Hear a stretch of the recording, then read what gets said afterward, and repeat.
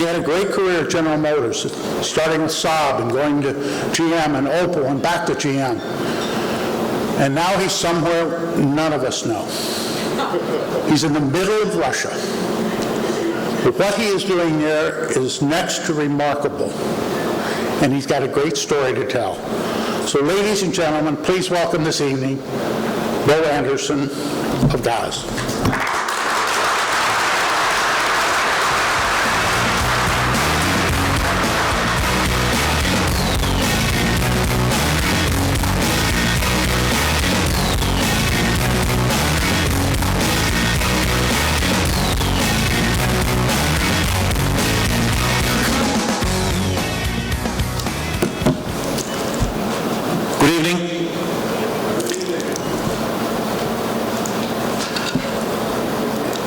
Tonight, I want you to leave with two things.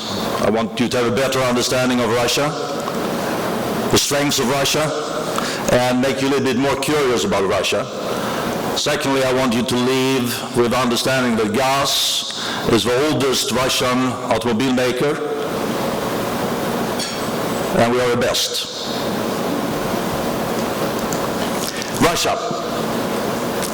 How many visited Russia? How many is planning to go back?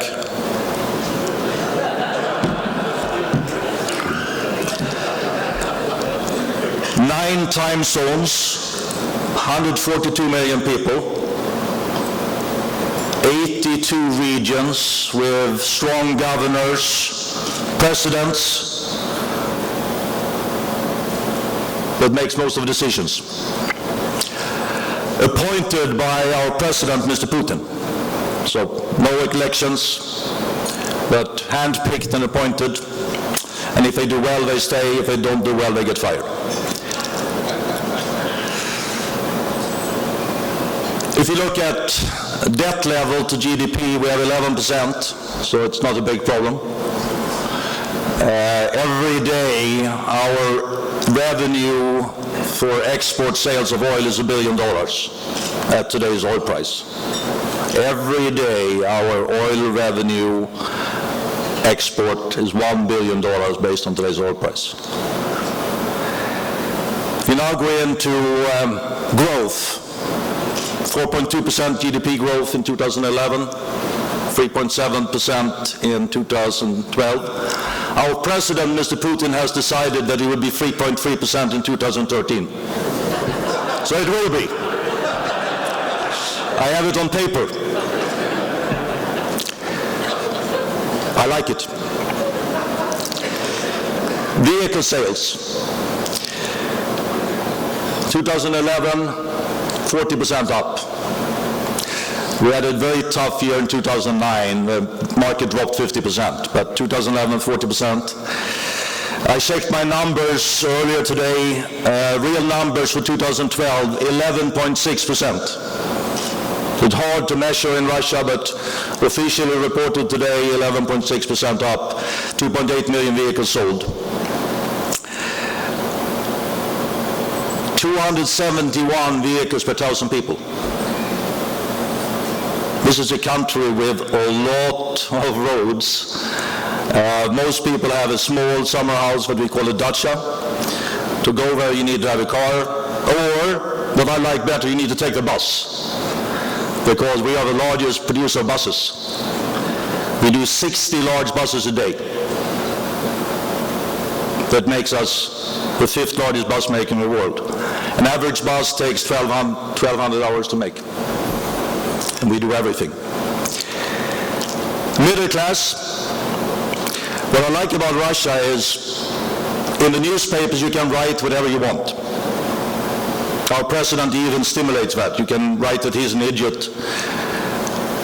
In TV you cannot do anything because he controls that. Why? 66% of the people living in the regions, they only watch TV. They have no computer and they don't read newspapers. So middle class is on the rise. To be middle class in Russia, you need to make $1,000 a month.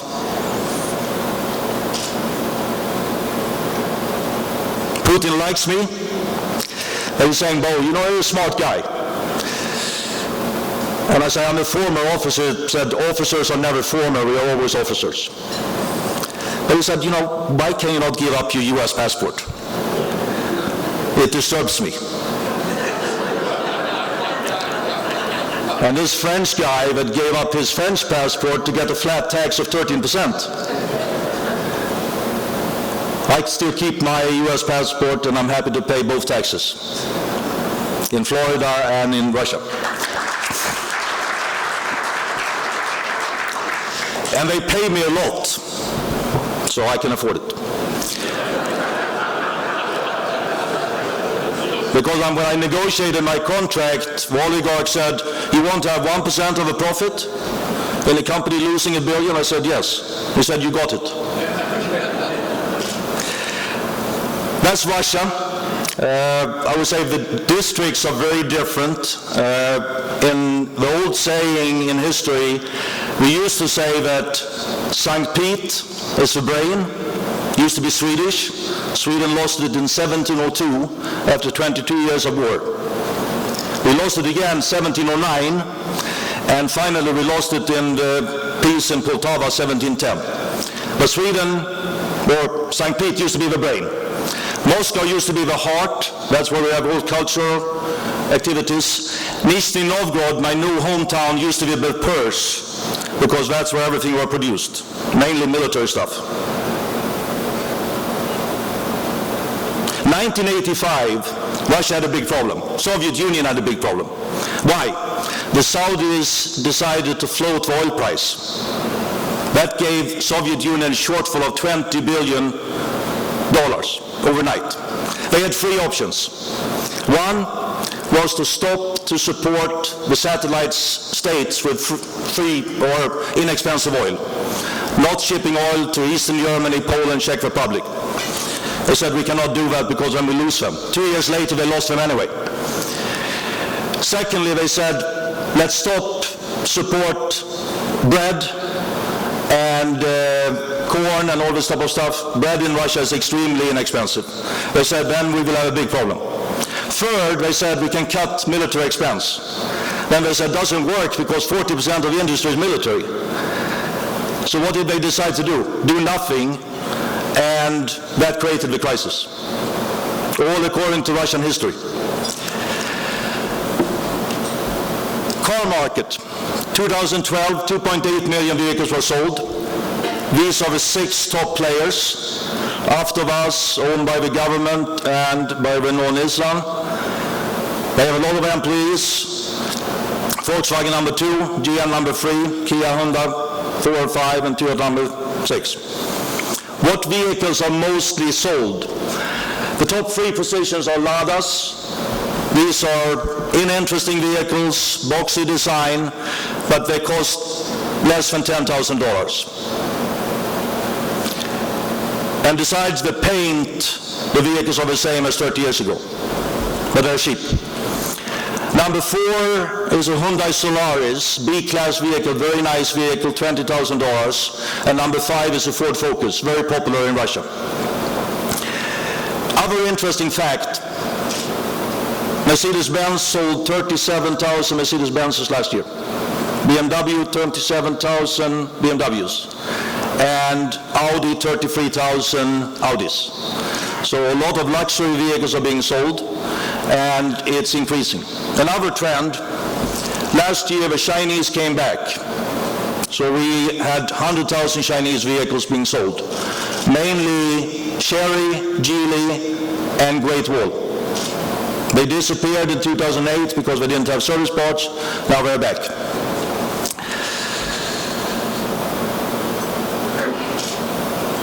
In 2009, I decided to step out of passenger cars.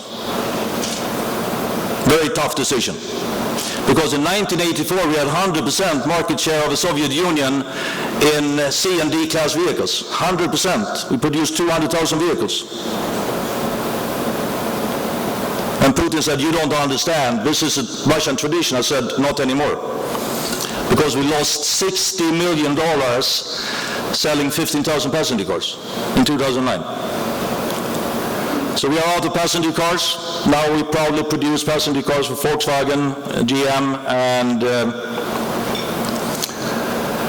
LCVs is our core business. So GAZ has 50% market share of LCVs, light commercial vehicles below 3.5 tons. We have 75% market share on the vehicles you see there, that is a chassis cab. Our competition is GAZ, Russian company, Ford, Transit, Volkswagen, Peugeot, and Fiat. But our strategy is we sell vehicles 30% below their prices. Buses, as I said, we do 60 buses a day, 14,000 in a year. We do everything from an 8-meter bus that we sell for $30,000 with 40% gross margin, to a bus that we sell for $400,000 with an MAN engine, ZF transmission, ZF axles, and air conditioning. Very good business. Trucks, we are the #1 supplier of military trucks to the military, and we service them as well. So we have 65,000 trucks in the Russian military that I service.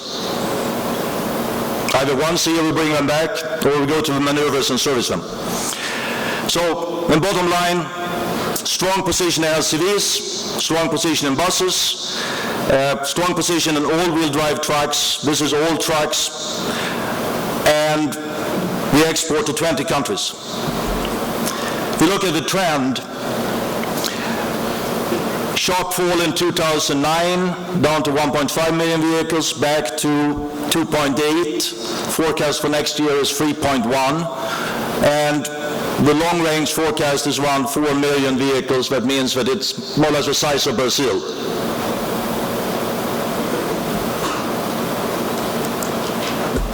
This is my hometown, my plant.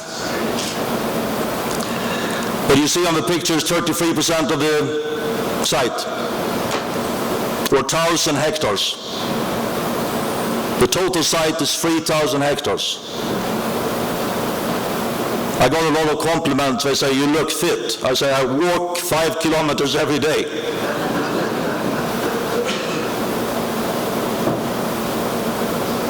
This plant is our extra large plant. We have 4 other plants that are large. They're typically around 500 hectares. We have 8 small. So we have 13 plants in 10 regions, but where I need to spend the time is in this plant. Because if this plant is not making money, we are not making money. And for 80 years, this plant has had no leader. People used to look up in the sky and say, money is coming. Now we have a leader. The last 16 months, we have renovated 250,000 square meters of buildings, or 2.5 million square foot. This is how the plant looked like in June 2009. I'm not allowed to show you how it looks today because they said Bo destroyed half of the plant. I knocked down 150 buildings, and we will knock down another 150. I tried to take these trees away to create parking places for the employees, and they said, Mr. Andersson, you have a great reputation in this town. Don't take these trees down because then you will get in trouble. So I kept them. This is our financial results. There's a lot of numbers. We have international financial accounting standards. We have Ernst & Young as our auditor. Bottom line, you can see we lost $1 billion in 2008. After taking out 50,000 people in 2009, so we fired half of our workforce. We fired 66% of our managers, including engineering and purchasing and manufacturing. 10,000 managers. After that, I went to the union. We took out 33% of the workers. Now we are averaging $300 million net income. Secondly, we doubled the revenue without employing anyone. And I say it's more difficult not to employ people when things go well, because the mayors call you, the governors call you, Mr. Putin calls you and says things are going well, hire people. I say I cannot. They say why? Productivity is too low. The next thing is, you see, we average around 9% EBIT. It's not good enough. So this year we will do 10%. turnaround strategy. All of you in the room, you have done this better than me. I'm not going to go through these points. I covered the first point. We took out a lot of people, painful. If you don't think it's painful to take out people, something is wrong with you. I mean, very difficult, extremely difficult. But living at GM for 20 years, what I'm proud to say, we did it in one step. June to August, we took out all the people. After that, no headcount reduction. I don't even know how to spell the word, because we don't do it. We just increase revenue and we don't hire people. What I will cover tonight is more take care of the people, improve sales and marketing, and the industrial corporation. Number 8 is difficult, because if your name is Bo, everyone knows what you're going to do next. I came to Nizhny Novgorod June 2009. They said, Mr. Andersson is a purchasing expert. The first thing he will do, bring in all the suppliers and take price reductions. So I said, no, that's the last thing we're going to do. So we went through this turnaround. We made good money. We didn't touch the suppliers. So they are next for a rainy day.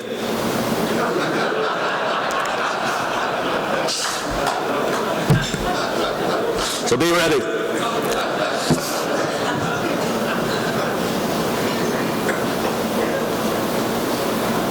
55% of our workers are females. Our workers make roughly $500 a month. $500 a month, and they're happy. I asked, do you want salary increase? I said no. So I said, what do you want?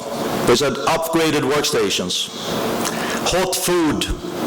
We serve bacon, egg, porridge every morning, free. Hot lunch, hot dinner. Just in Nizhny Novgorod, the plant you saw, we have 42 canteens. We looked at outsourcing, but they said we want to have one central kitchen. I said, then people cannot have time to eat, because today we make the food in the canteens. And people have 20 minutes, and they can go from the workstation to the canteen. Means a lot. We own the community houses. We own the hospitals, we own the sports centers, we own the children camps, and that's where we spend the money. So I've said to the union, you have $40 million to play with, you decide where to spend it. Every November we do a list, and typically they take $30 million for social initiatives and $10 million for salary increases. And that includes management. So an interesting perspective. Very difficult to convince our owner, Mr. Deripaska, to give profit sharing to all of our employees. But the last 3 years we paid out $60 million in profit sharing. You participate in profit sharing assuming you have not been stealing during the year and you have not been caught drinking. First year we had 4,000 people who were caught stealing and drinking. Or, I put it in the newspaper, they are excluded from profit sharing, didn't make me very popular. Next year we had 1,000 people. This year I'm proud to say we have none, because we fired them. It's fair. I mean, we had 2 soft years and 1 hard year.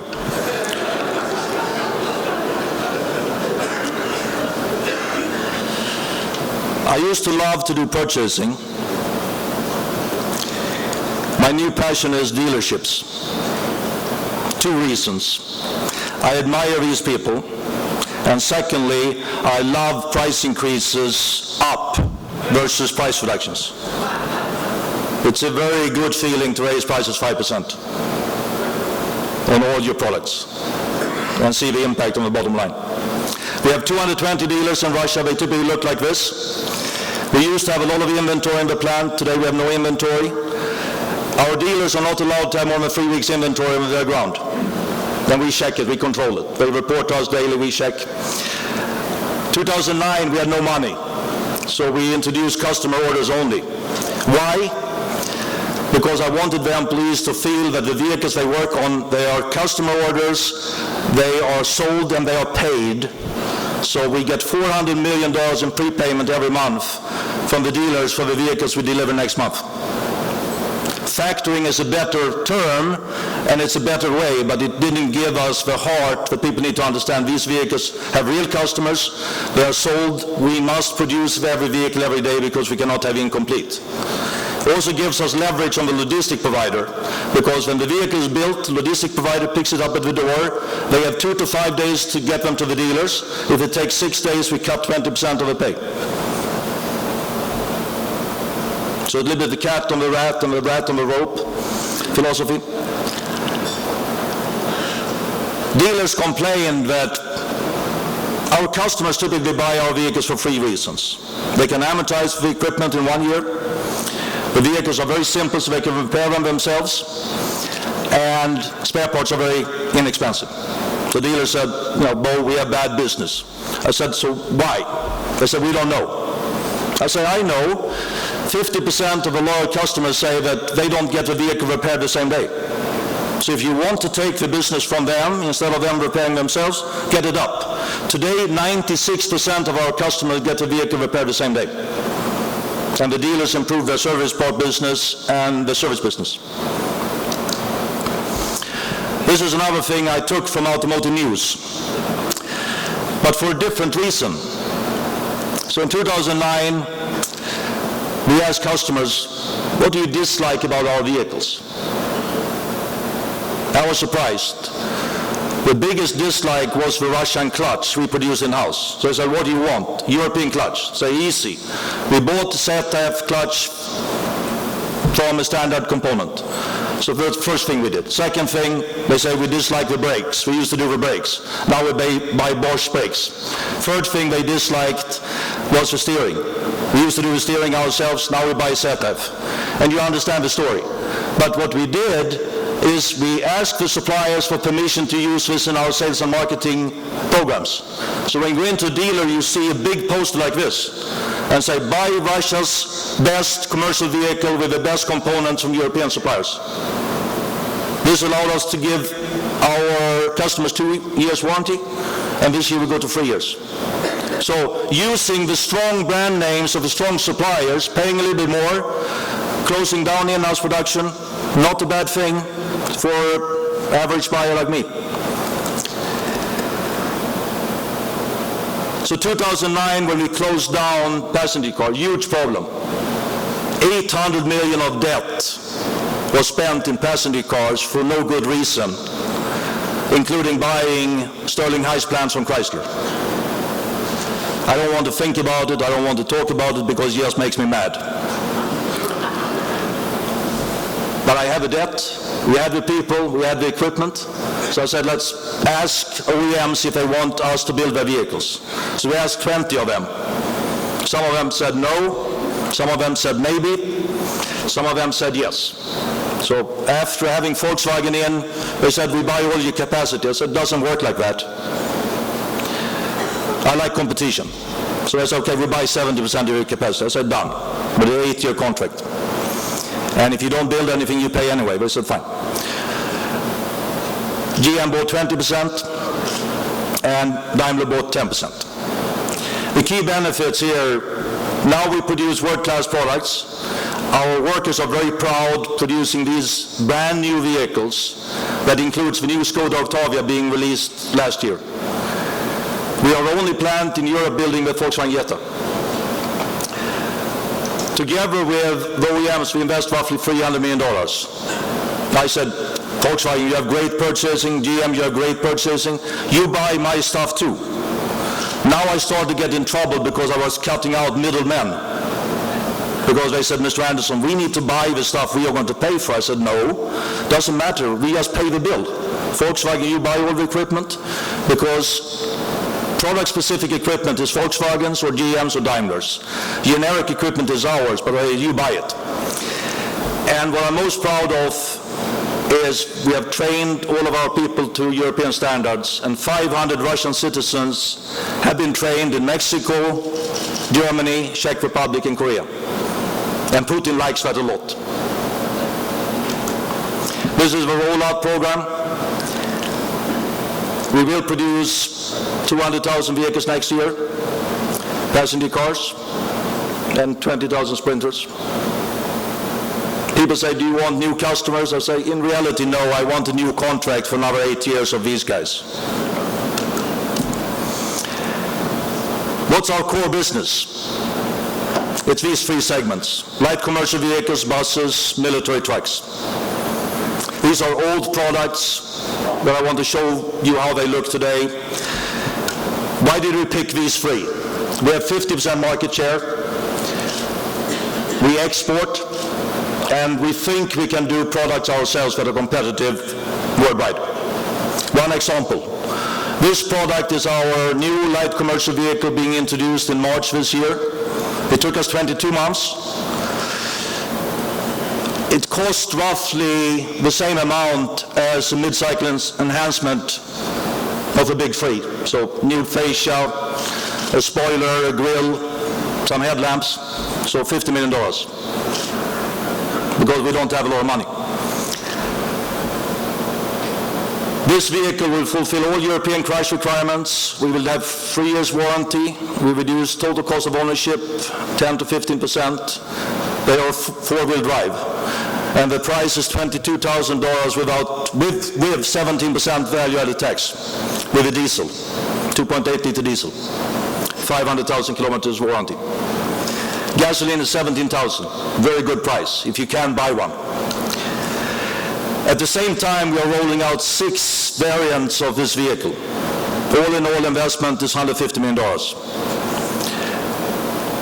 3.5-ton chassis cab, minibus, 18 passengers, crew cab in August this year, small minibus and a van and a 5-ton truck, plus 100 modification on specialty vehicles. We do 5 large hunting trucks for oligarchs per month. We make a lot of money because they cost $100,000 each. And we have a long list of people that want to buy them. For people that are hunters with less money, we make hunting trucks for $30,000. And many of these guys, they're crazy. They want to be part of building the car. We say, fine. To finish it, the first picture is unfair. I had an argument with Putin why I